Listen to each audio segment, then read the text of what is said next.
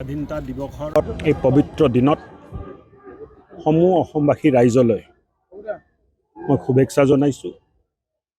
আজিৰ দিনটোত আমি সংকল্প লওঁ যে অসমক আগুৱাই লৈ যোৱাৰ কাৰণে এক প্ৰগতিশীল স্বাৱলম্বী নিজৰ ভৰিত থিয় হোৱা অসম গঢ়িবলৈ আমি দিনে ৰাতি কষ্ট কৰিম।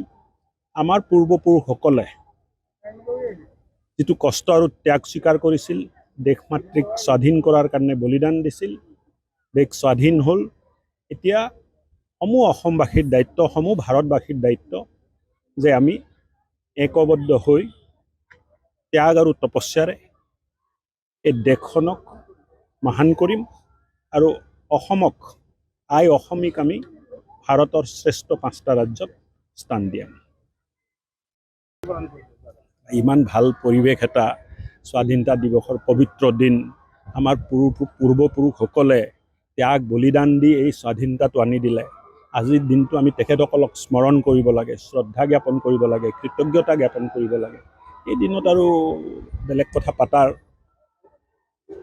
উচিত হ'বনে বুলি মই ভাবোঁ। সেইকাৰণে আজিৰ দিনটো এই পবিত্ৰ দিন, আৰু এই পবিত্ৰ দিন আমি এনেই পোৱা নাই।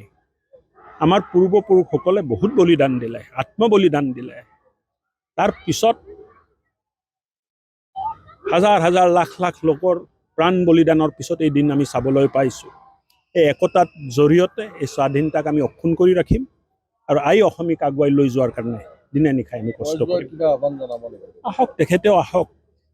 অসম এই অসম নহয় যিটো অসম তেখেতে এৰি থৈ গুচি গৈছিলে। অসম আজি নিজৰ ভৰিত থিয় হ'ব বিচাৰিছে। অসমৰ নৱপ্ৰজন্মই সপোন দেখা আৰম্ভ কৰিছে। অসমৰ নৱপ্ৰজন্মই আগবাঢ়িব খুজিছে। তেখেতেও আহক, আহি অসমীক আগুৱাই লৈ যোৱাত অৰিহণা যোগাওক। স্বাধীনতা দিৱসৰ এই পবিত্ৰ দিনত সমূহ অসমবাসী ৰাইজলৈ মই শুভেচ্ছা জনাইছোঁ। আজিৰ দিনটোত আমি সংকল্প লওঁ যে অসমক আগুৱাই লৈ যোৱাৰ কাৰণে এক প্ৰগতিশীল স্বাৱলম্বী নিজৰ ভৰিত থিয় হোৱা অসম গঢ়িবলৈ আমি দিনে ৰাতি কষ্ট কৰিম। আমাৰ পূৰ্বপুৰুষসকলে যিটো কষ্ট আৰু ত্যাগ স্বীকাৰ কৰিছিল, দেশ মাতৃক স্বাধীন কৰাৰ কাৰণে বলিদান দিছিল, দেশ স্বাধীন হ'ল। এতিয়া সমূহ অসমবাসীৰ দায়িত্ব, সমূহ ভাৰতবাসীৰ দায়িত্ব যে আমি একবদ্ধ হৈ ত্যাগ আৰু তপস্যাৰে এই দেশখনক মহান কৰিম আৰু অসমক অসমীক আমি ভাৰতৰ শ্ৰেষ্ঠ 5টা ৰাজ্যত স্থান দিয়াম।